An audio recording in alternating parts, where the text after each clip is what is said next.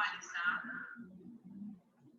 A gente pode ajudar na construção de um plano de trabalho para ciclo, onde eles também podem, por exemplo, colocar os papéis, periodicidade. A gente tem a vistoria do EPI, como eu falei, então é para a gente analisar a comunidade.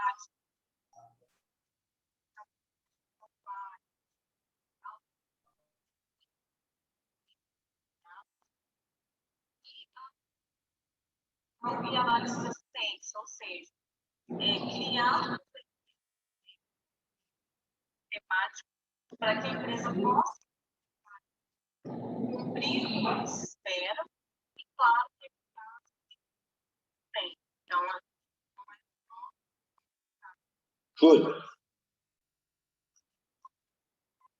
Júlia.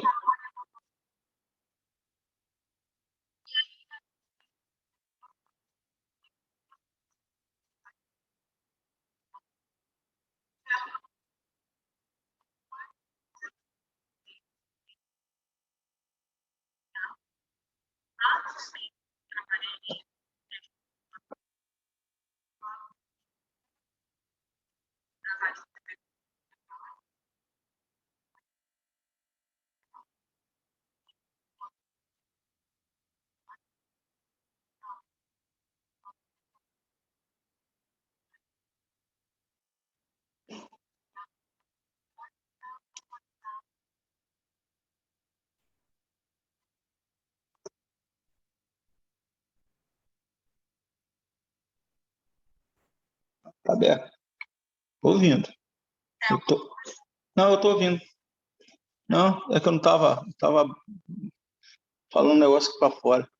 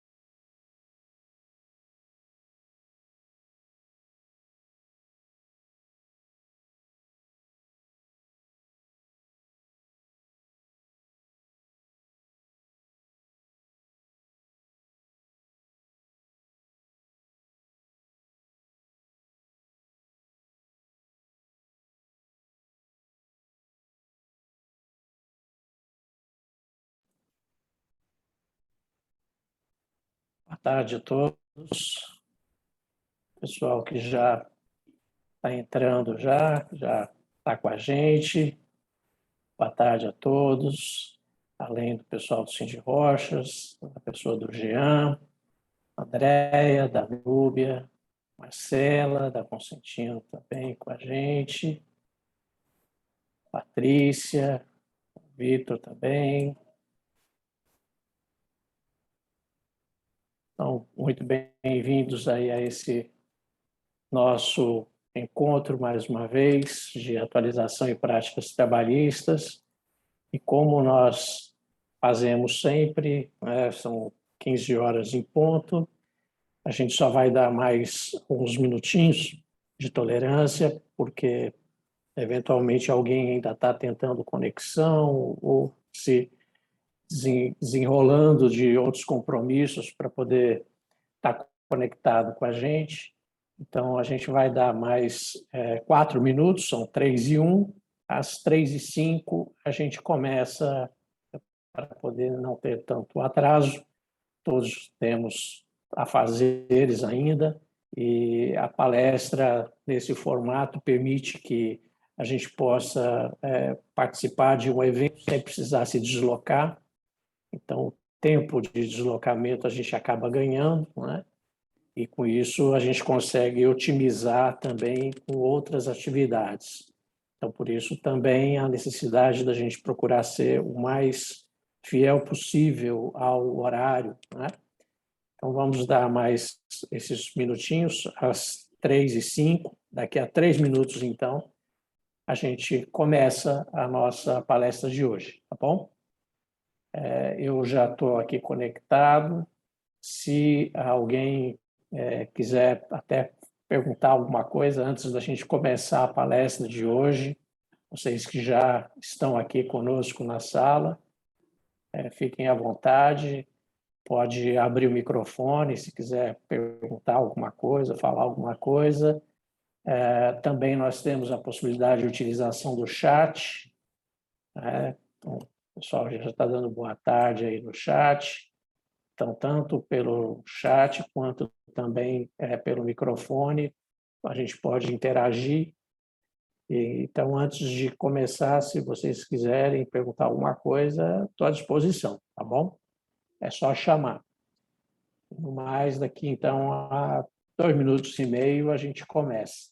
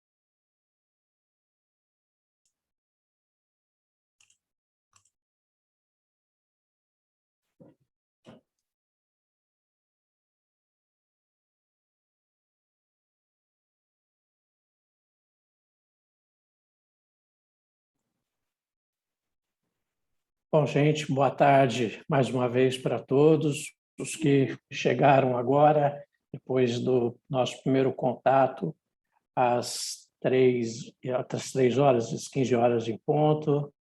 A gente sempre acaba fazendo aí esses minutos de tolerância em relação ao início da nossa fala.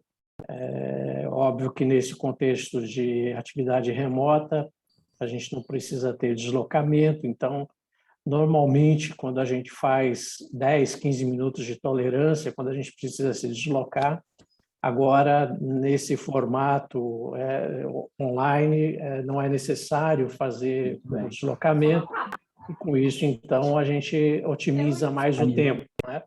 Mesmo assim, a gente procura separar aí pelo menos uns 5 minutos de tolerância para que esses procedimentos de conexão sejam ultimados por todos e, com isso, a gente consiga também aproveitar melhor o nosso tempo, né? Boa tarde aí para os que foram chegando, vendo aí do Dr. Thalisson, o Igor, a Ana, são muito bem-vindos conosco, né? E como nós temos procurado fazer ao longo desse tempo, nós temos oportunidades assim para compartilhar com vocês aquilo que é mais relevante em relação à prática trabalhista, ao dia a dia das empresas do setor de mármore e granito. Esse é o evento que a gente denomina de ENAPRAT, Encontro de Atualização em Práticas Trabalhistas, quando nós temos um tema central proposto para todo o ano, desdobrado em subtemas dentro daquilo que esteja sendo mais demandado pelas empresas do setor. E nesse evento, então, a gente separa aí em torno de 1 hora e 30, contando o tempo de exposição do tema que foi proposto e, ao mesmo tempo, também com o tempo necessário que for preciso para a interação, de maneira que vocês sempre têm oportunidade de participar, não só ao final do evento, mas durante a nossa fala também, em qualquer momento, vocês podem abrir o microfone. Como nós projetamos o material, né, no evento online, eu acabo não acompanhando ao mesmo tempo o chat. Então, as perguntas feitas pelo chat, assim que a gente termina a exposição, eu consigo visualizar para responder também o que for colocado pelo chat. Mas, através do microfone, você pode interagir a qualquer momento no curso da nossa fala, não só necessariamente ao final. E, ao final da nossa fala, e com as respostas e a interação em relação a questionamentos, perguntas e manifestações que vocês tenham, a gente também sempre abre para qualquer outro assunto que vocês queiram colocar para aproveitar o contato, aproveitar o evento, não só o tema que foi separado para o dia, mas também qualquer outro assunto, qualquer outra dúvida que vocês queiram aproveitar. Ao final, a gente abre esse espaço também, tá bom? Dito isso e feita essa apresentação em relação ao evento, porque eu creio que já seja conhecido por vocês, né? Então, se alguém ainda não me conhece, né? Meu nome é Henrique, sou advogado e presto assessoria ao Cindy Rochas na área de direito do trabalho, envolvendo práticas trabalhistas, envolvendo as questões de direito individual do trabalho, direito coletivo do trabalho, direito ambiental do trabalho, né? A negociação coletiva, as relações sindicais, né? Então, essa é a minha assessoria ao sindicato ao longo desse tempo e espero poder, mais uma vez, contribuir com vocês. Como os que já vêm acompanhando desde o início deste ano, o tema para esse ano é relações de trabalho, ainda em tempos de pandemia, como projetado aí na tela de vocês. Óbvio que esse é o contexto que nós estamos vivendo desde o ano passado, quando, então, nós já havíamos inserido essa temática, relações de trabalho em tempos de pandemia, porque, infelizmente, dado essa realidade de pandemia, quando muitas pessoas perderam a vida, pessoas próximas de nós, familiares, conhecidos, muitos adoeceram também, inclusive com sequelas. Apesar dessa realidade brutal que impacta não só o nosso país, mas o mundo inteiro, né? A gente tem conseguido manter a atividade econômica, o que é essencial, né? Porque esse é realmente um dos grandes questionamentos, né? E um dos grandes problemas ao longo dessa pandemia, que é o fato de, ao mesmo tempo em que se procure preservar a vida e a saúde das pessoas, na verdade, não tolher exatamente o meio de subsistência, né? Porque a vida continua e precisa continuar com todos os cuidados, com todas as cautelas, e nós temos tido, desde o ano passado, essa possibilidade, né? Como vocês sabem também, no ano passado, as nossas temáticas aqui nesses encontros refletiram exatamente as ações que foram tomadas naquele primeiro momento de pandemia, envolvendo ações emergenciais no campo das relações de trabalho, não só em face de ações do governo federal, Congresso Nacional, medidas provisórias, leis, decretos, atos normativos, governo federal, governos estaduais, governos municipais, com reflexos nas relações de trabalho, especialmente em relação à continuidade de atividades econômicas e as condições para que essas atividades pudessem continuar. Mas nós tivemos uma ação muito proativa, porque, inclusive, antes mesmo das primeiras medidas provisórias, nós já estávamos negociando com o Sindicato dos Trabalhadores ações emergenciais, inclusive ajustando de forma prioritária e também saindo na frente, né? Não só aqui no Estado, mas no Brasil, um aditivo à convenção coletiva antes mesmo das primeiras medidas provisórias do ano passado, e depois também conseguimos fechar uma convenção coletiva com a database maio, que era o pico da pandemia o ano passado, incorporando essas ações emergenciais para as relações de trabalho, e depois, ao longo do ano passado, acompanhando toda a implementação disso, as questões que envolveram, inclusive, questão salarial no final do ano passado, já no outro momento da pandemia, e por isso, então, esse tema para este ano de 2021 ainda presente, relações de trabalho ainda em tempos de pandemia. E o que nós já podemos ver até aqui são questões que são atuais, mesmo neste contexto de pandemia. E para a palestra de hoje, para esse nosso encontro de hoje, o nosso subtema, já programado desde o final do ano passado, se revela muito atual, cumprindo as normas regulamentadoras. Relações de trabalho, ainda em tempos de pandemia, cumprindo as normas regulamentadoras.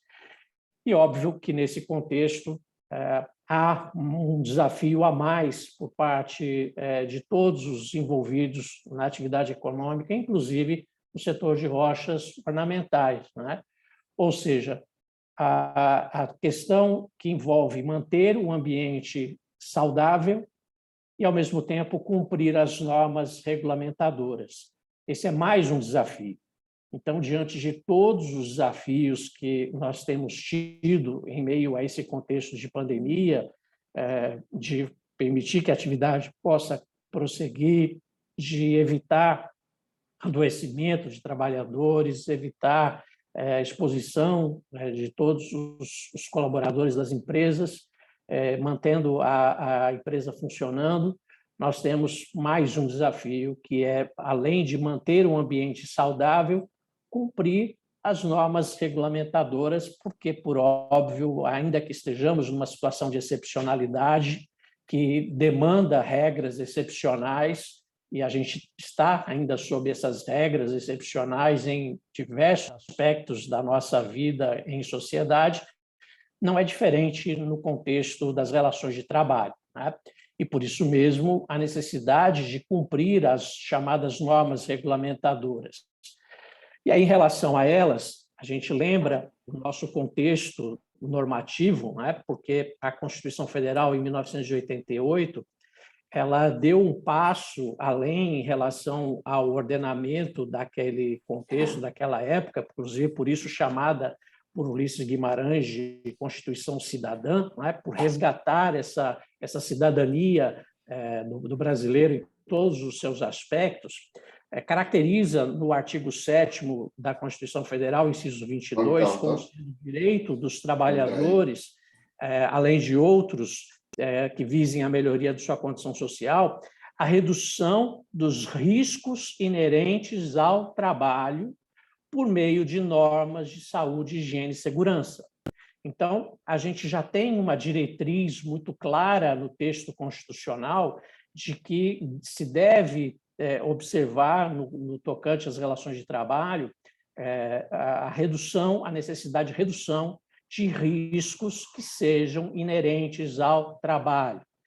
Nesse ponto, a gente, inclusive, lembra, né, e Thalisson, que atua nessa questão ambiental, sabe muito bem disso, que os higienistas, muitos deles, ficam até céticos em relação a essas afirmações, quando se fala em risco inerente ao trabalho, porque, na verdade, a gente sabe que o trabalho, em quase todas as suas formas, vai trazer algum tipo de risco, seja um risco leve, seja um risco médio, seja um risco moderado ou um risco grave, seja um risco físico, agentes físicos, agentes químicos ou agentes biológicos.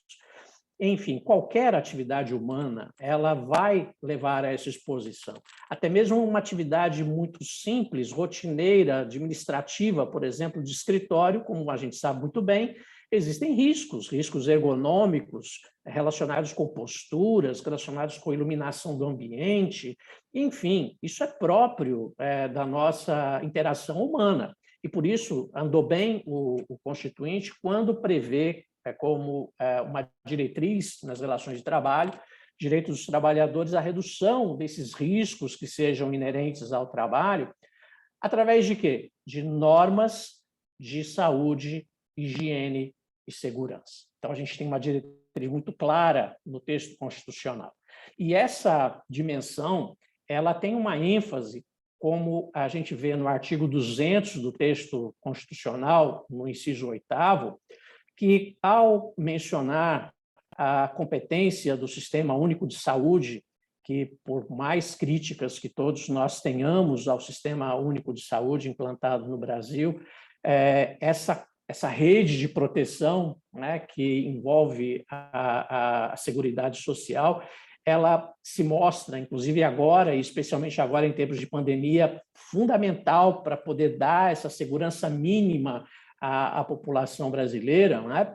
Quando a Constituição, lá no artigo 200, fala sobre competência do Sistema Único de Saúde, além de outras atribuições, os termos da lei, colaborar na proteção do meio ambiente, e veja a ênfase nele, quer dizer, no meio ambiente compreendido o do trabalho.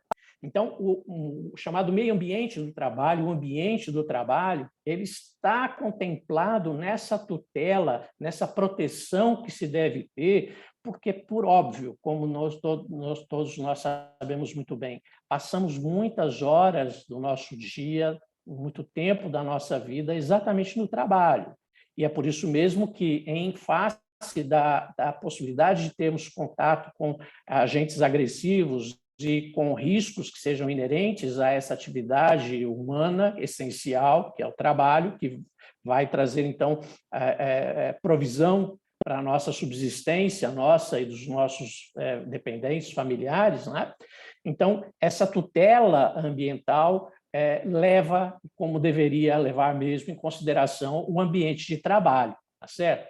E aí, por isso que a gente vê como uma decorrência desse texto constitucional, né, a recepção de disposições da Lei 6.938, de 1981, que caracteriza exatamente assim o meio ambiente como um conjunto de condições, leis, influências e interações de ordem física, química, biológica, que vai permitir abrigar e reger a vida em todas as suas formas, não é? E por isso, então, essa preocupação que deve sempre existir em relação ao ambiente de trabalho e à proteção do ambiente de trabalho.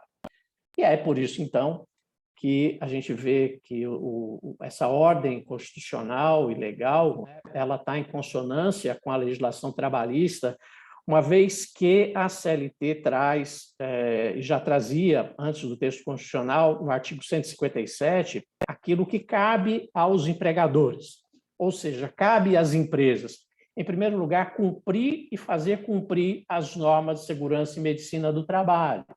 Normas que, desde a primeira metade do século passado, já eram previstas, claro que dentro de uma outra condição tecnológica, de uma outra situação de interação, de uma outra realidade da atividade econômica, muitas vezes voltada mais para uma atividade primária, secundária, atividade agrícola, pecuária, indústria, comércio, e só depois desenvolvendo mais atividades de serviços, como hoje, então, a gente tem uma atividade de serviços, uma atividade terciária bastante ampla, inclusive com esse meio digital, que agora nos traz uma outra ambiência, uma outra realidade em que o mundo do trabalho se desenvolve, e está aí essas questões relacionadas com a normatização do chamado teletrabalho, regulado no direito brasileiro a partir de 2017, mais claramente, né, com essa previsão do chamado teletrabalho,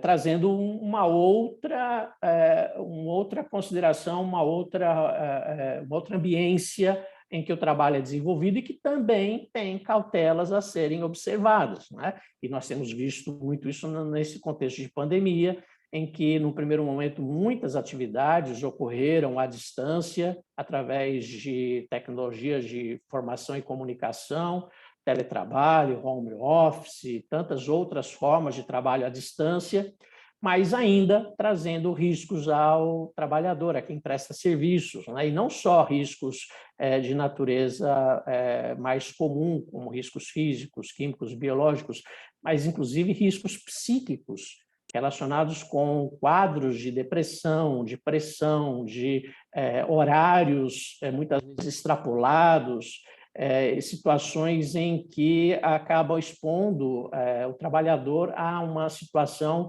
em que antes ele não vivia, quando o trabalho era feito basicamente no estabelecimento do empregador, né? Então, o empregador ele deve cumprir as normas, mas não apenas cumprir, também fazer cumprir. E talvez tão difícil quanto cumprir o ordenamento seja fazer cumprir. E a gente sabe que no campo, então, das relações de trabalho no setor de mármore e granito, esse tem sido sempre um grande ponto levantado, né?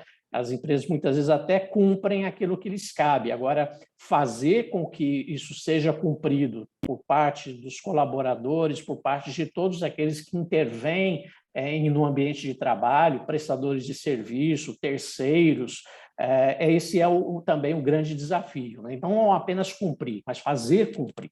E aí vai entrar o dever de vigilância, que decorre do poder de direção do empregador, questões que nós já vimos em palestras anteriores, né? Também, nesse contexto, cabe às empresas instruir os empregados, né? Através de ordens de serviço e outros meios que o empregador possa fazer, e sempre que a legislação fala em ordens de serviço, é sempre de forma exemplificativa, né? Ou seja, você pode denominar de circular, comunicado, notificação, ofício, pode dar o nome que quiser, mas desde que os empregados sejam sistematicamente instruídos quanto às precauções a serem tomadas no sentido de evitar acidentes de trabalho ou doença ocupacional. Esse é o ponto. E a gente sabe que essas ações que envolvem princípios que são caros ao direito ambiental, né, como o princípio da prevenção, o princípio da precaução, são essenciais no ambiente de trabalho também, porque envolve, acima de tudo, uma consolidação de uma cultura de segurança. Isso não se faz por um ato único, é uma ação reiterada, constante, permanente, e por isso mesmo a atribuição e o dever da empresa de cumprir, fazer cumprir, mas instruir. Porque se ela não faz reiteradamente essa instrução, como que ela vai exigir que se cumpra aquilo que, eventualmente, o empregado não tenha sido treinado, tenha sido capacitado, instruído a observar em relação aos cuidados no ambiente de trabalho e tanto em relação às funções que ele vai desempenhar, quanto às interações em relação a máquinas, equipamentos, colegas de trabalho, equipamentos individuais de proteção, equipamentos coletivos de proteção. Então, é uma ação muito mais ampla e que deve ser sistematicamente implementada e mantida por parte dos empregadores. Vejam, ainda também há a determinação nesse mesmo dispositivo, artigo 157 da CLT, de que também as empresas devam adotar medidas que sejam determinadas pelo órgão regional competente, e a adoção dessas medidas que são determinadas envolve não só o cumprimento da legislação federal. Há a possibilidade, e a CLT prevê essa possibilidade, de que, mediante convênios, a administração pública federal, com competência na área de relações de trabalho, mantenha convênios com entidades estaduais e municipais para que, no âmbito das suas atribuições, também intervenham no campo do ambiente de trabalho. Então, a gente pode ter situações, por exemplo, em que a vigilância sanitária estadual, a vigilância sanitária municipal possa intervir no ambiente de trabalho também. E isso também pode demandar medidas que sejam determinadas em relação ao ambiente de trabalho por parte do empregador. Então, o empregador ele deve ter essa preocupação, né, de estar atento na adoção dessas normas e, por isso mesmo, também facilitar o exercício da fiscalização pela autoridade competente.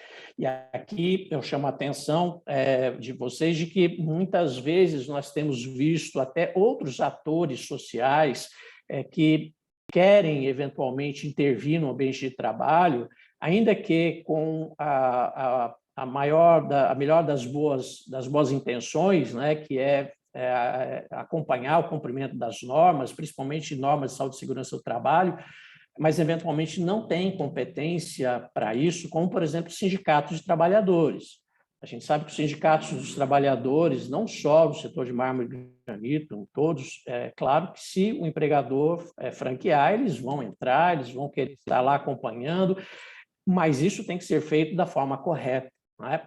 Ou seja, o dirigente sindical ele só pode entrar nas condições ou que a legislação permita, por exemplo, se estiver acompanhado de um auditor fiscal do trabalho, devidamente identificado, numa circunstância que justifique tal situação, ou nos termos, por exemplo, no setor de mármore e granito, que prevê situação específica em que os dirigentes sindicais podem ter acesso aos locais de trabalho, envolvendo agendamento prévio, envolvendo posturas que o dirigente sindical deva tomar, se identificando, proibindo gravações, sem autorização da empresa, enfim, toda uma cautela, porque por melhor que seja a intenção do dirigente sindical, ele não tem competência originária para isso, até porque pode desconhecer totalmente, no âmbito total, a abrangência das normas, ou eventualmente fazer uma interpretação parcial, uma interpretação às vezes até equivocada da norma,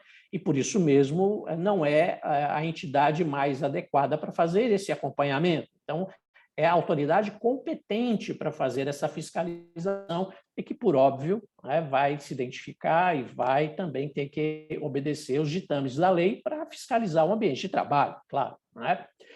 Agora, também nós encontramos obrigações por parte dos empregados. Né?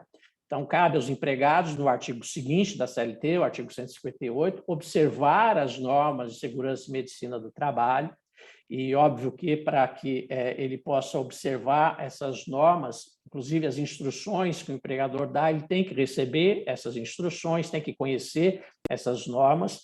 Então, esse trabalho de conscientização do empregador, ele é essencial para que os empregados possam observar, cumprir as normas, né? E ainda, como diz o item 2 desse artigo 158, colaborar com a empresa na aplicação desses dispositivos. Então, a ação dos empregados no tocante à proteção do ambiente de trabalho é uma ação colaborativa, mas não é uma ação passiva, pelo contrário, é uma ação ativa.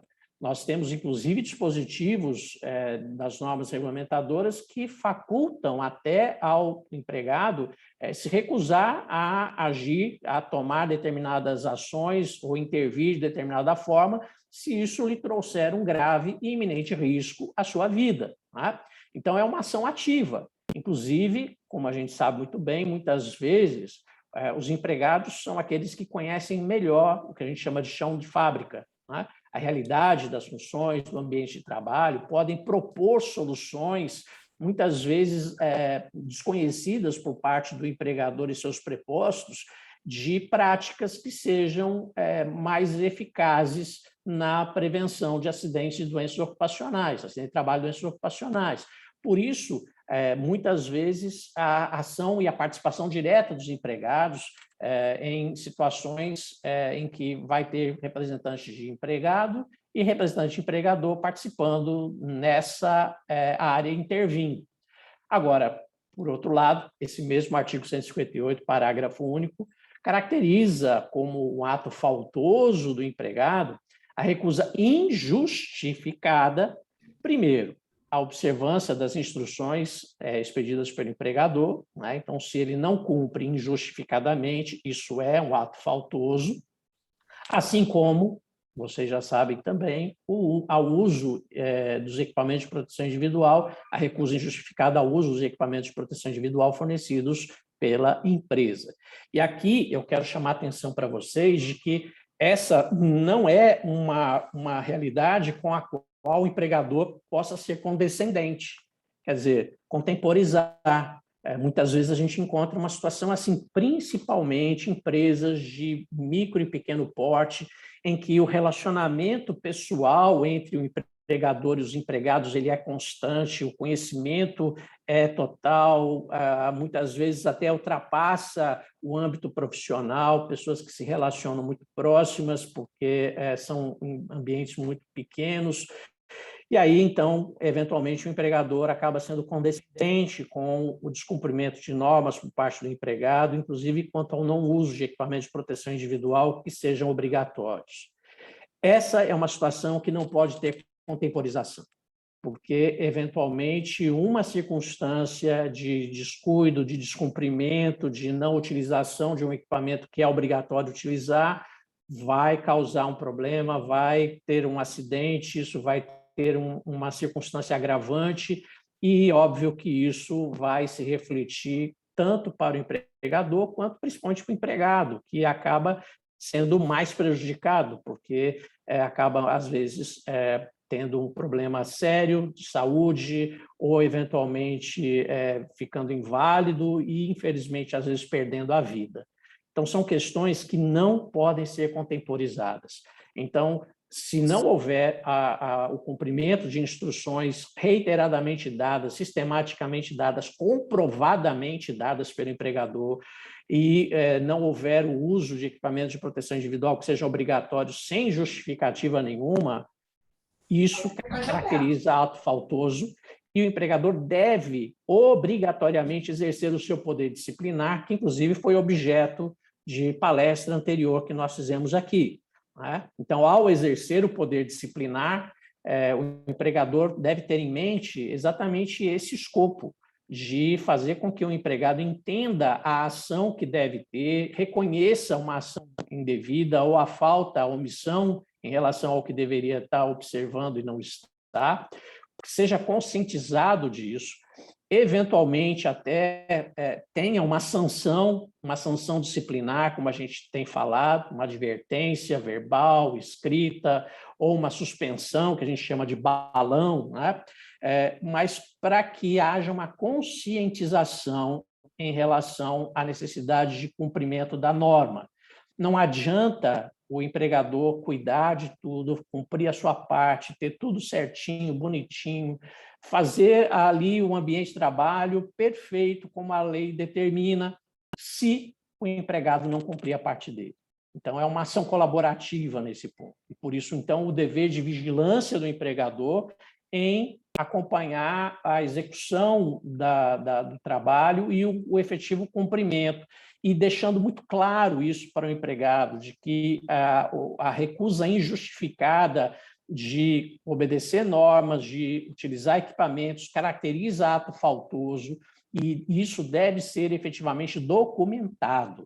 Porque se também o empregador quer exercer poder disciplinar, por exemplo, e é o que ocorre muitas vezes, apenas uma advertência verbal, mas não há registro disso, também vai ter consequências. Então, isso tudo tem que ser registrado, formalizado. Uma advertência verbal deve ser anotada no livro de registro de empregados, ainda que de forma eletrônica.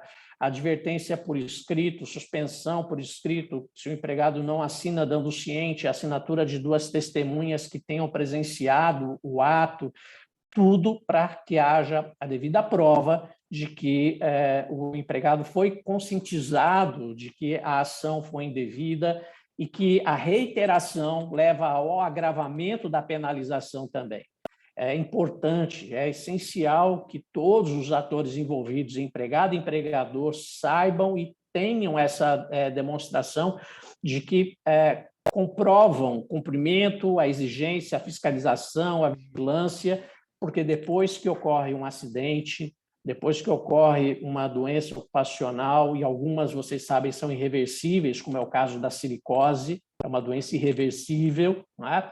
A surdez é uma doença irreversível, surdez ocupacional é uma doença irreversível, aí as consequências acabam ficando, inclusive, consequências de ordem pecuniária, indenizações, ações não só por parte do próprio empregado prejudicado, dos seus familiares, eventualmente, e até da própria Previdência Social em ações de regresso, ações regressivas em relação a benefícios que pague por conta de acidente de trabalho ou doença ocupacional, né? Então, a gente chama atenção mais uma vez, porque isso deve reiteradamente ser destacado, né? Agora, é exatamente em regulamentação a esses dispositivos legais, principalmente em atenção ao artigo 200 da CLT, que nós tivemos a edição da Portaria 3.214 de 1978, que aprovou as chamadas normas regulamentadoras, as conhecidas NRs, né? E aí, as normas regulamentadoras das NRs, nós temos um escopo dessas normas ao longo do tempo, principalmente no final da década de 70 para cá, mantendo uma realidade que agora, recentemente, começa a ter uma mudança mais expressiva. Ou seja, as primeiras 9 normas regulamentadoras, chamadas as primeiras 9 NRs, né, são também consideradas como normas estruturantes, porque elas vão se aplicar a qualquer atividade econômica. E as demais, a partir da chamada NR10, são consideradas normas setoriais, porque elas vão ter aplicação ou a determinadas atividades, por exemplo, a norma regulamentadora que trata do trabalho na construção civil, a norma regulamentadora que trata do trabalho na mineração, a norma regulamentadora que trata do trabalho em aquaviários, em portos, são normas setoriais para determinadas atividades econômicas, não é? Ou para determinados setores dentro de qualquer atividade econômica. Por exemplo, a própria NR10, que trata da segurança do trabalho, trabalho com eletricidade. Então, independente da atividade econômica, atividades que intervenham em sistemas elétricos de potência deverão observar as normas da NR10. NR11, movimentação de materiais, e assim nós temos normas que vão se aplicar, então, a algumas atividades ou setores, independente da atividade econômica a ser adotada. Então, geralmente, a gente tinha essa divisão, normas estruturantes, as primeiras 9 normas que se aplicam de forma horizontal para qualquer atividade econômica, e a partir da NR10, as chamadas normas setoriais, que se aplicam geralmente de forma vertical para um segmento ou para um setor dentro de qualquer segmento da atividade econômica. Não é? Agora, nós estamos passando por um processo e por um momento bastante ímpar nessa regulamentação, um processo amplo de revisão dessas chamadas normas regulamentadoras, e já surgindo, então, uma terceira faixa de normas, entre as normas estruturantes e as normas setoriais, as chamadas normas especiais, que seriam, então, normas menos genéricas do que as normas estruturantes, menos específicas do que as setoriais, mas normas especiais, dentro de um outro contexto. E a gente vai procurar tratar sobre isso também ainda hoje. Né? Mas, em relação especificamente a essas normas, né? E a sua aplicação dentro do setor de rochas ornamentais, como nós colocamos aí na nossa programação para hoje. Começando, então, do início, né, como deve ser sempre, a NR1, disposições gerais, nós temos, então, um texto atual e que você, clicando aí no link, e esse material está à disposição de vocês, vai estar disponibilizado para vocês também, né? Então, vocês vão não só poder acessar todo esse material aí que eu estou usando para projeção, mas fazer o acesso nos links, onde você vai ter, por exemplo, o acesso ao texto atual da NR1, como disposições gerais, né? Sendo que, nesse processo de revisão que as normas regulamentadoras estão passando agora, nós temos um novo texto para a NR1, que agora ganha uma dimensão muito maior e muito diferente. Passa a ser denominada de disposições gerais e gerenciamento de riscos ocupacionais. Esse texto, que pode ser acessado aí também nesse link que eu separei para vocês, nós encontramos o texto da nova NR1, que, a exemplo das outras normas, inclusive com publicação recente, semana retrasada, nós tivemos publicação de várias portarias trazendo novos textos, por exemplo, na NR17, que trata de ergonomia, em anexo da NR12, que trata de máquinas e equipamentos, da NR5, que trata da CIPA, todos textos novos que terão vigência a partir de 3 de janeiro de 2022. Então, vejam que, ainda que não estejam em vigor, a vigência já está às portas. Nós já estamos aí caminhando, né, dentro da segunda quinzena de outubro. Piscou o olho, 2021 já acabou, já chega 2022, né? E as novas normas, os textos nas normas revistas entram em vigor no início de janeiro próximo. Inclusive, esse novo direcionamento da NR1, que, como uma disposição geral, o texto atual ele já tem uma aplicação bastante horizontal, com interferência em todas as outras NRs, né? Só que agora ele vai ganhar um outro patamar. Veja que a norma NR1 vem falando agora sobre gerenciamento de riscos ocupacionais.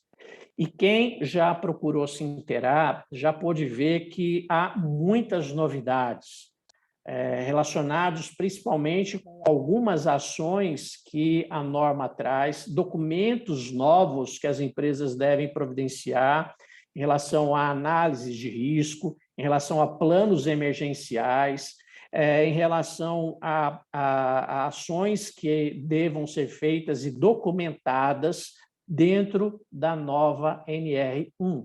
É um outro dimensionamento. A nova NR1, ela inaugura uma nova realidade.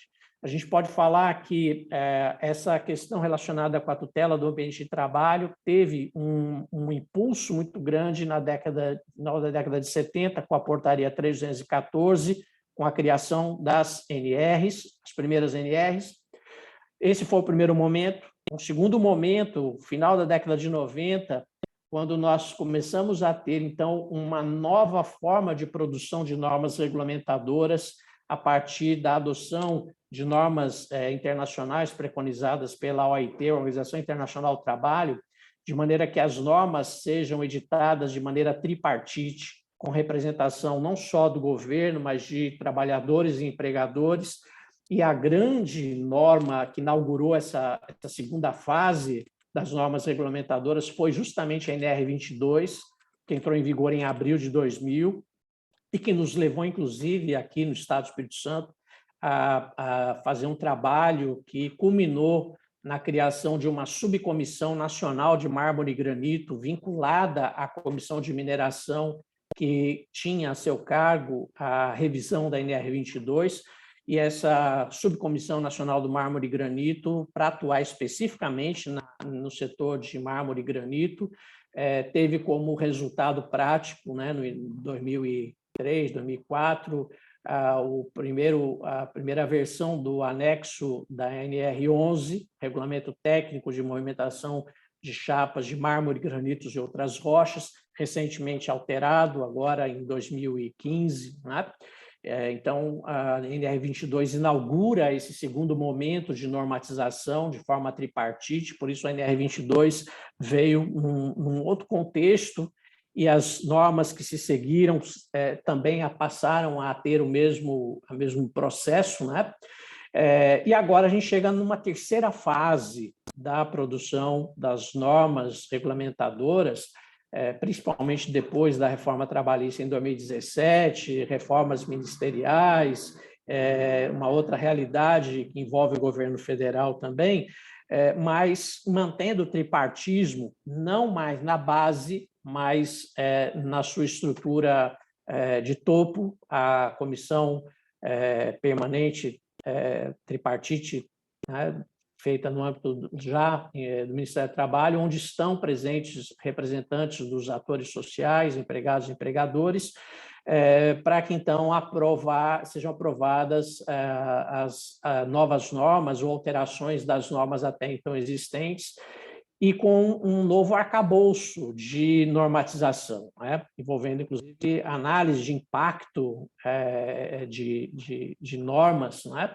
E essas análises de impacto, de risco e tudo mais, trazem agora uma legitimidade maior na nova norma, e a partir desse novo texto da NR1 e as que se seguiram, vem nessa nova formatação de produção de normas, né?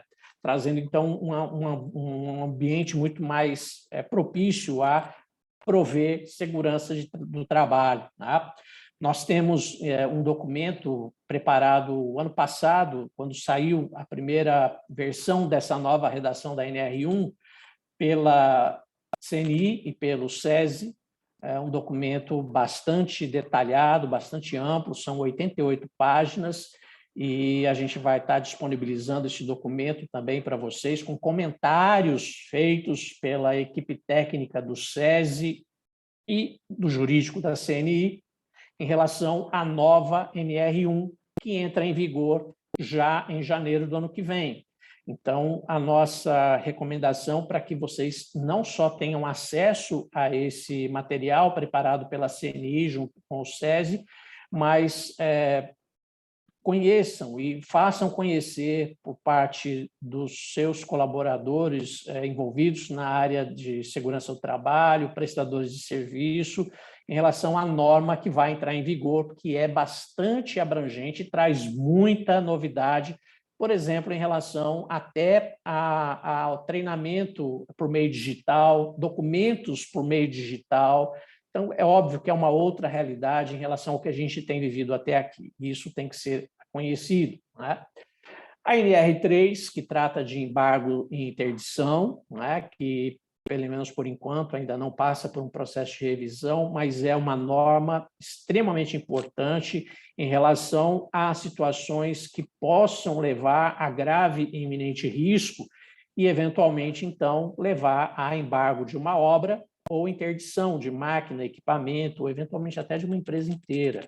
Então, em que situações se pode dar a interdição, no caso... No setor de rochas, dificilmente teremos embargo, será mais casos de interdição. Em que casos isso vai ocorrer? Quais os procedimentos para a desinterdição, o eventual desembargo, né?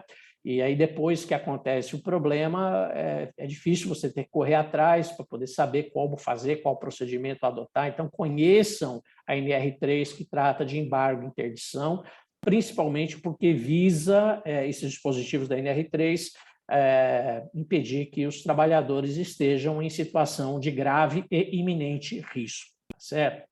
A NR4, que trata de serviço especializado em segurança e medicina do trabalho, e óbvio que também deve ser observado dentro desse contexto em relação ao dimensionamento de cada estabelecimento, os profissionais que sejam necessários para cada estabelecimento dentro do seu grau de risco, dentro do seu dimensionamento. Então, isso tem que ser observado com cuidado, né? Nós temos, em casos excepcionais, até a possibilidade do chamado SESMIT coletivo, um SESMIT compartilhado, e que, então, é possível, em determinadas situações, que isso seja feito, né? A NR5, dentro também desse texto, como eu estava mencionando para vocês, nós temos agora uma nova norma que vai entrar em vigor em janeiro do ano que vem, inclusive com o processo eleitoral eletrônico. Então, isso tudo tem que ser de conhecimento, e principalmente porque, como a gente destacou no início da nossa fala, há e deve haver uma participação, um envolvimento, uma colaboração por parte dos empregados. Muitas vezes a gente sabe que no dia a dia, alguns empregados entendem a CIPA como uma oportunidade de estabilidade provisória no emprego. E, com isso, então, adquirindo essa estabilidade provisória no emprego, por serem eleitos representantes dos empregados, a questão da segurança fica para segundo plano. Na verdade, o empregador deve atuar de maneira muito forte nos treinamentos, nas campanhas de conscientização. Qual é o papel da CIPA? Né? Efetivamente, de prevenção de acidentes, de discussão, de análise de riscos. Isso tem que ser algo constante. Essas ações têm que ser permanentes. Atividades periódicas, como, por exemplo, uma semana de prevenção de acidentes, campanhas, isso tem que ser reiteradamente, não é fazer uma vez ou quando teve acidente na empresa. Isso tem que ser reiteradamente, tem que estar completamente impregnado no ambiente de trabalho. Isso tem que ser constante, tá certo? A NR6, que trata dos equipamentos de proteção individual, chamados EPIs, né? Que, infelizmente, muita gente acha que a política de segurança do trabalho no estabelecimento do empregador tem que ser em cima do EPI, e, na verdade, não é. Na verdade, o equipamento de proteção individual ele tem que ser sempre uma ação secundária. A primeira ação tem que ser uma medida de ordem coletiva. E aí, sim, se após uma medida de ordem coletiva for necessário, então, o uso do equipamento de proteção individual, ou se a medida de ordem coletiva ela for inviável, técnica, economicamente, tudo devidamente comprovado, aí, então, usa-se o equipamento de proteção individual, ou enquanto as medidas de ordem coletiva estiverem sendo implementadas, o recurso ao equipamento de proteção individual. E ainda assim mesmo, se houver uso do equipamento de proteção individual, tudo aquilo que vocês já sabem que é necessário. Fornecimento, aquisição, fornecimento do EPI adequado, a comprovação do fornecimento, o treinamento sobre a utilização, a higienização, a troca, a substituição. É uma série de ações que envolve as questões sobre equipamento de proteção individual. Então, isso tudo tem que ser muito bem observado para que, na verdade, você tenha uma política adequada de proteção do ambiente de trabalho, tá certo?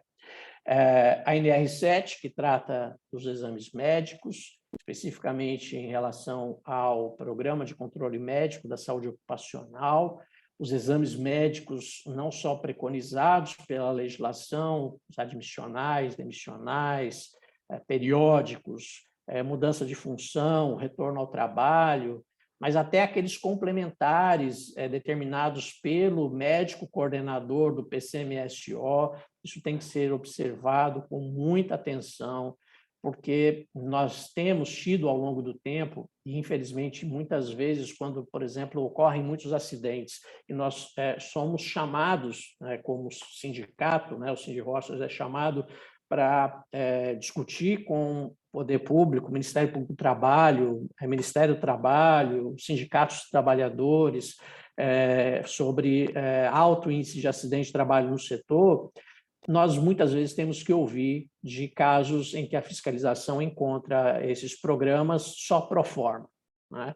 E chega a ser até clássica aquela menção a situações que não foi uma só, em que o auditor fiscal encontra um programa com uma etiqueta identificando o estabelecimento empregador, e ao colocar contra a luz, vê que embaixo da etiqueta tem identificação de um outro estabelecimento, de uma outra empresa, né? Ou seja, deixando claro que muitas vezes esses programas são programas só de gaveta. O empregador contrata o profissional que desenvolve o programa e deixa guardado. Programas feitos de forma coletiva, sem especificar a realidade do estabelecimento, tudo completamente contrário ao que deve ser feito e que, por óbvio, leva à responsabilização de todos os envolvidos, não só de quem contrata, mas, inclusive, de quem se presta a dar um tipo de serviço assim completamente errado, fraudando o que a legislação determina e, por isso mesmo, também atraindo a si a devida responsabilização. Tá certo? Então, muito cuidado em relação ao cumprimento dos programas, inclusive o Programa de Controle Médico da Saúde Ocupacional, né? A NR8, que trata de edificações em relação a todo o contexto em que as edificações devam ser mantidas. A NR9 também agora passa por um processo de modificação em relação à avaliação e controle da exposição ocupacional a agentes químicos, físicos e biológicos, né? Então, a gente tem também uma nova vertente dentro do chamado Programa de Gerenciamento de Riscos, muito mais abrangente. Então, a gente tem aí uma série de ações que agora vão passar a ser exigidas por parte das empresas, para dar mais efetividade no controle dos agentes dentro do ambiente de trabalho, tá certo? Então, muita atenção para isso, inclusive para as novas normas.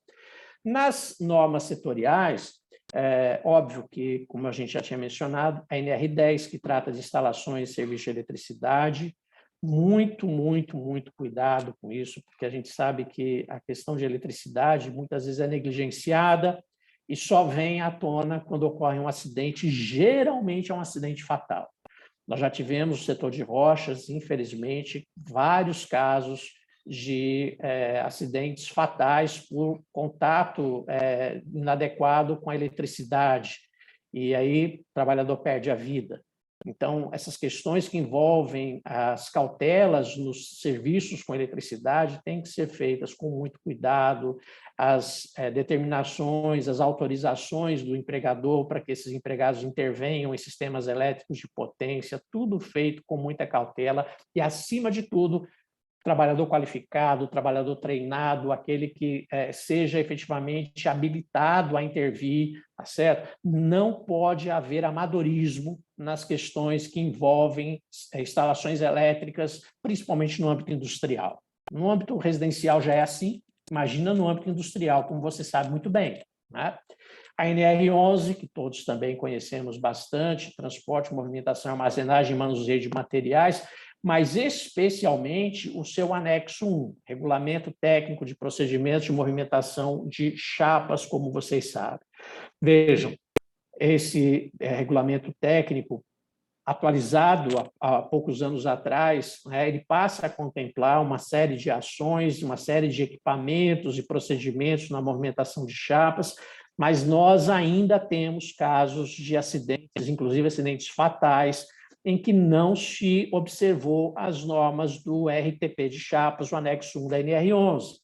Então, por isso, a necessidade de treinamento constante, treinamento reiterado, porque é algo que deve estar, mais uma vez eu falo, impregnado na cabeça do empregado, dos empregados, dos encarregados, aqueles que são responsáveis, porque muitas vezes o problema não está nem numa ponta nem na outra. Às vezes o problema não está no empregado que executa a função e nem no empregador que o contratou, mas está às vezes num preposto, um encarregado, supervisor, chefe, seja lá o nome que se dê, que está ali no meio do caminho e exercendo uma função de chefia, de supervisão delegada pelo empregador, e muitas vezes, então, acha que pode fazer do jeito dele, não do jeito que a norma exige, porque, às vezes, ele quer fazer uma rapidez maior, e aí o empregado acaba não querendo se indispor com o seu chefe, e aí, com isso, acaba não observando as normas, e aí acaba tendo problema, e muitas vezes, nesse caso, acidentes fatais, como infelizmente temos tido, não só na região sul do estado, mas também no norte e já também na região central e serrana do estado. Eu, ao longo desses anos, infelizmente, já pude chegar na hora, né, chamado pelos empregadores para dar uma assistência, acidentes fatais os mais diversos, tanto em pedreira, quanto em serraria, quanto em marmoraria. E aí, quando a gente chega diante de um quadro desse, que você vê a pessoa ali morta, não tem mais o que fazer, né? A não ser dali para frente corrigir tudo. O dano já está feito, o prejuízo já está feito ali, e a vida se perdeu, e a vida não se recupera quando a gente perde a vida, né? Dinheiro nenhum paga uma vida. Então, tem que ser feito todas essas ações, essas cautelas antes, tá certo? A NR12, que trata de máquinas e equipamentos, no nosso caso, algumas disposições que devem ser observadas, e vocês sabem muito bem, e agora, então, o novo anexo entrando em vigor em janeiro de 2022 também, com muita atenção em relação a isso, máquinas e equipamentos mais novos, já observando as disposições da norma, mas principalmente a adaptação de equipamentos mais antigos, tem que ser visto com muito cuidado, com muita cautela. As NRs 15 e 16, muito conhecidas por todos, a NR15, que trata de atividades e operações insalubres, e a NR16, atividades e operações perigosas, periculosidade. Então, mais uma vez, questões que afetam a saúde, NR15, e a vida do trabalhador, NR16, né? Principalmente na NR16, não só eletricidade, mas explosivos, inflamáveis, são questões que devem estar muito presentes e com muita cautela. Uma das grandes críticas que a gente tem é o fato da monetização do risco na legislação brasileira, né? Ou seja, cria-se um adicional de remuneração, um adicional de salubridade, um adicional de periculosidade, e muitas vezes, então, o empregador se acomoda nessa situação, eu já pago o adicional de salubridade, eu já pago o adicional de periculosidade, o empregado se acomoda em receber um acréscimo na remuneração, né? Recebo 200, 300, 400 reais a mais por conta de adicional de salubridade ou adicional de periculosidade, mas não estão vendo que ali a saúde está se perdendo e a vida pode se perder de uma hora para outra. Então, não se deve ter em mente a questão do adicional. Se eventualmente não tiver jeito, ele vai ter que ser pago. Mas o ideal é que não exista o pagamento do adicional, porque o ambiente está adequado. Não haverá exposição a um agente salubre, ou se tiver, esse agente salubre estará neutralizado, se não puder ser eliminado, e a exposição a um agente perigoso será controlada também. Tá?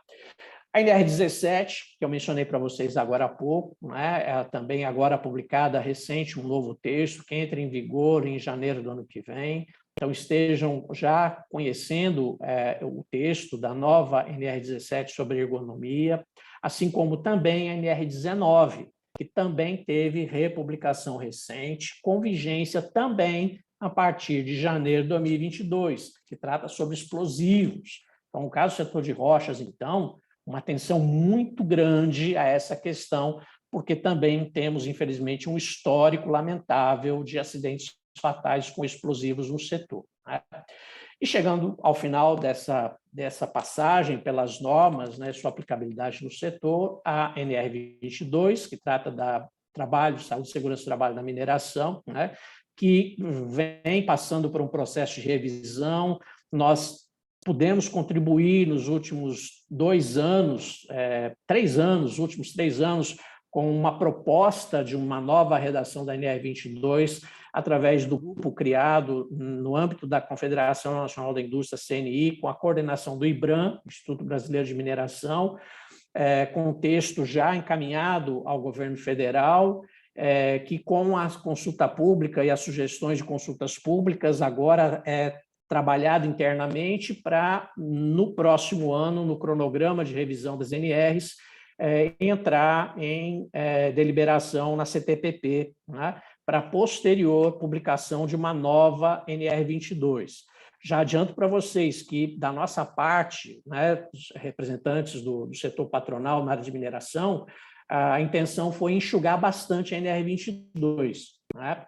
Agora, nesse contexto que nós vivemos, principalmente pós-acidentes de Mariana, Fundão e Brumadinho da Vale, ainda que a intenção tenha sido enxugar a NR22, certamente a área técnica do governo vai ter um cuidado muito maior com a NR22 para evitar situações como ocorreram nesses acidentes com barragens, né? No caso da mineração de ferro, da Samarco e da Vale. Né? Mas, como a gente sabe muito bem, muitos pontos, muitos itens da NR22 acaba abarcando qualquer atividade de mineração sem ressalvar a pequena mineração. Né? Então, a gente tem que estar atento ao que venha a ser colocado em termos de uma nova NR22 que está por vir dentro desse processo de revisão. Tá? A NR24, condições sanitárias locais de trabalho, que, por óbvio, deve ser constantemente observada, né, com link de acesso também. Sinalização, segurança, também por óbvio, em relação ao contexto em que o trabalho é feito. E, por fim, a NR35, que trata do trabalho em altura. Um trabalho, uma atividade que também é frequente e muito observada, muita atenção a essa atividade de trabalho em altura, tá certo? Então, essas disposições, gente, elas são fundamentais e, por isso, fechando essa exposição dentro do nosso tempo, eu sempre fecho essa minha primeira fala, né, com esse texto, né, de Provérbios de Salomão, onde fala que não é bom ter zelo sem conhecimento e nem ser precipitado e perder o caminho. Então, para ter zelo, você tem que ter conhecimento e não seja precipitado para não perder o caminho. Então, muita cautela, né? E nesse tempo de pandemia, nessas questões que envolvem saúde e segurança do trabalho, cumprimento das normas regulamentadoras, então, conhecer o texto da norma, das normas e todo o contexto normativo aplicável para poder, então, cuidar de observar, né? E com muita cautela, com muita ação efetiva e poder não só agir, mas comprovar essas ações, isso tudo é fundamental. Certo? Eu sempre coloco aqui também no final, né, o meu agradecimento pela possibilidade de exposição, os contatos que vocês já têm, mas com isso também a gente pode, encerrando aí essa apresentação, abrir para perguntas, dúvidas ou outras manifestações que vocês tenham, além de como a gente vê aí no chat, o Jean, pelo Cindy Rochas, coloca aí um formulário para avaliação do evento, né? Então, a gente pede também que vocês estejam preenchendo o formulário para fazer essa avaliação do evento. Depois de eventual pergunta ou manifestação de vocês também, o Jean também pede para fazer aquela foto da tela para documentação do sindicato, né? E aí, então, também ao final, o pedido para que quem ainda não pôde abrir câmera para poder fazer aquela foto no final. Mas, antes disso, perguntas, dúvidas, manifestações de vocês, fiquem à vontade aí, tanto para colocar no chat, quanto para abrir o microfone. Alguma manifestação, alguma fala, alguma pergunta? Boa tarde, professor, tudo bom? Tudo bem, Thales? Eu gostaria apenas de dizer assim que eu fiquei feliz de ter conseguido colocar aqui na agenda para poder participar, né, para prestigiar o evento, para aprender mais um pouco sobre a questão do ambiente do trabalho nesse setor que é a vocação da nossa cidade, né? Então, muito obrigado aí pelos conhecimentos, né? Eu atuo como consultor também no setor, mas é muito amplo. A gente sabe que o direito é muita coisa, é o ambiental, é o tributário, é o trabalhista, é o empresarial.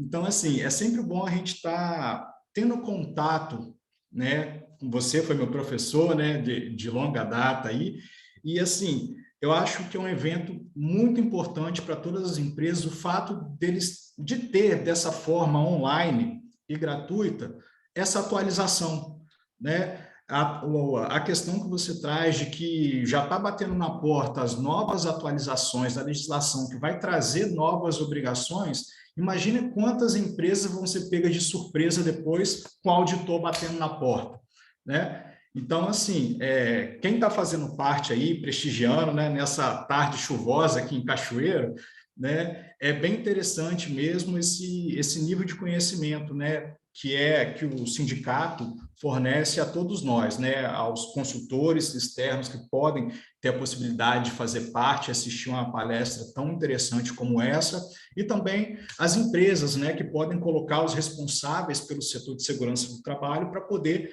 aprender e pegar essas informações. Então, a questão aqui é só prestigiar mesmo, parabenizar, né, pela sua fala, pelos exemplos, pelas questões práticas postas, e que, assim, eu até falo com os meus alunos da questão do direito ambiental do trabalho, porque quando a gente fala em ambiente, você falou ali do artigo 3º da Política Nacional do Meio Ambiente, o meio ambiente é tudo. A gente viu ali que é vida em todas as suas formas. E quando a gente vai falar da classificação do meio ambiente, a gente tem um trecho dele que é o que a gente está falando aqui, que é o ambiente do trabalho. E olha quanta coisa que a gente tem para regulamentar uma parte desse ambiente que é todo, né? E que é fundamental pelo fato de que é onde o ser humano exerce a cultura dele, o modo de fazer, o modo de trabalhar, com aquela característica que é a exposição ao risco, né? O risco ele vai ter um diferente grau, mas a gente vai sempre estar exposto a algum tipo de risco, seja quem está lá na pedreira, quem está dentro da empresa, na serraria, na marmoraria, quem está dentro do escritório, né? Então, para a gente ver como é que é interessante, né, essa abordagem e essa visão do todo e dos aspectos práticos específicos que têm que ser tomados. Então, parabéns pela palestra aí, muito obrigado pelos conhecimentos. Valeu, Thales. Eu que agradeço a sua participação, assim como a de cada um, né? E vocês todos são fundamentais, porque o que nós fazemos aqui é justamente compartilhar as preocupações e as informações para que vidas sejam preservadas, salvas e que a atividade econômica, na verdade, traga riqueza, como deve ser, né? E não fonte de adoecimento ou morte, como infelizmente algumas vezes a gente acaba tendo, né? Ninguém quer que um empregado adoeça, sofra acidente, ninguém, empregador nenhum quer isso. Então, isso tudo envolve uma ação de cada um de nós, né? E a participação de vocês é fundamental. Obrigado, Thaleson, pelas suas palavras. Gente, a palavra continua franqueada. Se alguém também quiser fazer perguntas sobre outro assunto, que não esse da palestra, aproveitando o contato, fica à vontade, está no tempo para isso. Alguma pergunta, gente? Alguma dúvida? Alguma manifestação? Quiser ainda colocar no chat, pode colocar. Quiser abrir o microfone, pode abrir. Pois não, Igor? Boa tarde. Uma dúvida rapidinho, eu acho que o senhor já deve ter falado isso em algum momento, a respeito daquela contribuição, aquele adicional RAT, quando a empresa, né, admite as medidas para amenizar, para atenuar os limites de tolerância, né, principalmente com relação a ruído, se ali fica obrigado ou desobrigado a empresa fazer aquele custeio do recolhimento, aquele adicional 6, 9, 12%. Tem uma instrução normativa que diz uma coisa e saiu aquele ato declaratório, né, de 2019, salvo engano, que fala que, embora as empresas, né, realizem a atenuação, né, dos agentes nocivos, ainda assim, a empresa fica obrigada a fazer esse recolhimento. Como que está essa situação hoje? Igor, essa é uma matéria que não é simples, realmente é uma matéria complexa, porque ela envolve uma série de aspectos e implicações, inclusive na eventual aposentadoria do empregado envolvido nesse ambiente, nessa circunstância. O que nós temos, que tem sido a base para essas últimas ações normativas que você citou, foi uma decisão de 2015 do Supremo Tribunal Federal, em que o Supremo Tribunal Federal reconheceu que, eventualmente, a exposição ao ruído ela pode não ser apenas através dos canais auditivos, mas pela via óssea também, de forma que, no caso da exposição a ruído, a adoção das medidas preconizadas pela lei, elas muito provavelmente não sejam suficientes para elidir a exposição, o contato com o agente agressivo, o que leva, então, à necessidade de recolhimento previdenciário maior, e depois, então, como há o custeio feito, o benefício a ser pago pela Previdência Social aos empregados que tenham essa aposentadoria especial. Então, no caso do agente ruído, a gente vê que o ideal, dentro do que se vê, em geral, é o recolhimento, a manutenção desse acréscimo em função dessa realidade que ainda vamos dizer assim, constatado pela medicina em relação aos impactos que o ruído cause, além da forma tradicional que se tem. Então, no caso do agente ruído, a situação é mais complexa e a base é essa decisão do Supremo Tribunal Federal, numa ação, o relator ministro Luiz Fux, em que o Supremo, então, analisou de forma bastante técnica essas questões. Então, no caso do ruído, a recomendação ainda é de tentar manter essas observações, porque, senão, o risco de, eu adequei, não recolho, depois de ter uma taxação em cima do que não recolheu, empregado eventualmente até prejudicado por não ter deferido o benefício e entrar com uma ação na justiça porque a empresa não recolheu e o INSS não deu benefício, vai trazer um problema muito grande para a empresa. Então, no caso do ruído, a recomendação é tentar continuar observando. Tá bom, Igor?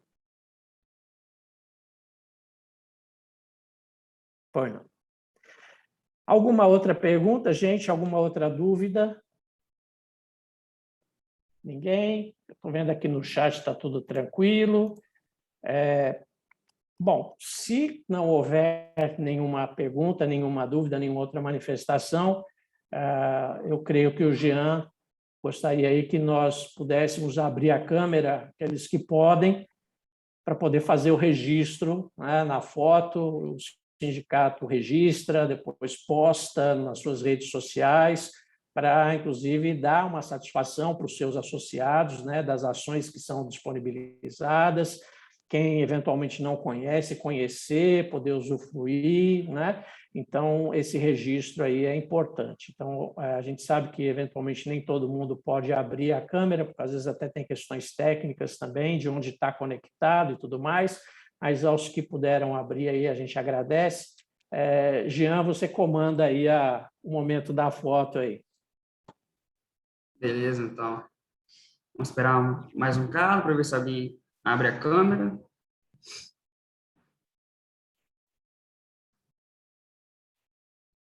Bem, eu acho que todo mundo vai agora. No 3, então, gente. 1, 2, 3. Deixa eu ver se alguém piscou aqui. Deixa eu dar o colar no... Tudo certinho. Valeu, gente. Mais uma vez, muito obrigado a todos, uma boa tarde a todos, e qualquer necessidade, vocês têm os meus contatos por e-mail, por telefone, WhatsApp, e a gente atende na medida da possibilidade e procuramos atender da melhor forma possível, tá bom? Boa tarde, dona Elda, e a cada um de vocês que estiveram com a gente. Um abraço grande, Obrigada. se cuidem, porque a pandemia não acabou não, tá? Se cuidem. Um abraço. Obrigada. Tchau.